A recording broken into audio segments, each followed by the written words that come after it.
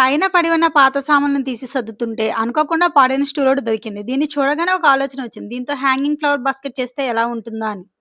Hi friends, welcome to my channel Palika's Creative Studio.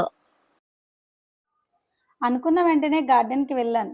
గార్డెన్లో ఉన్న అన్ని మొక్కల్ని చూశాను. అందులో అనుకూలంగా ఉన్న వాటిని కట్ చేశా.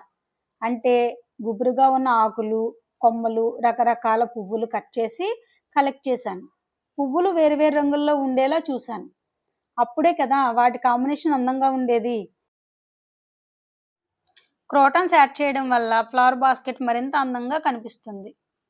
పువ్వులు కోసినప్పుడు వీలైనంతగా కొమ్మలతో సహా కట్ చేసుకుంటే వాటిని ప్లేస్ చేయడానికి వీలుగా ఉంటుంది. బాస్కెట్ వేలాడదీయడానికి తాడు లేదా వైర్ని తీసుకుని వాటిని ఈక్వల్ సైజులో కట్ చేయాలి. బాస్కెట్ బ్యాలెన్స్గా ఉండేలా వీడియోలో చూపిన విధంగా 3 వైపులా తాడును కట్టాను. వీటన్నిటినీ కలిపి పైన ముడివేశాను. ఇందులో ముందుగా కొమ్మలు, ఆకులు బాస్కెట్ మొత్తం కవర్ అయ్యేలా నలువైపులా ఉంచాలి.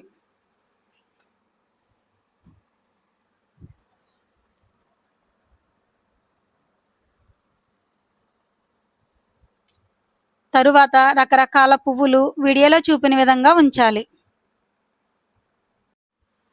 ఇలా రకరకాల కాంబినేషన్లో పువ్వులు ఉంచడం వల్ల మనసుకి ఆహ్లాదకరంగాను కంటికి ఇంపుగాను ఉంటుంది. దీనిని పైన హుక్కి హ్యాంగ్ చేయాలి. ఈ కొమ్మలు, పువ్వులు ఏ రోజుకు ఆ రోజు మార్చుతూ ఉండాలి. ఈ విధంగా బాస్కెట్ని అందంగా డెకరేట్ చేయవచ్చు. ఇది ఇంటికి మరింత అందాన్ని తీసుకొస్తుంది.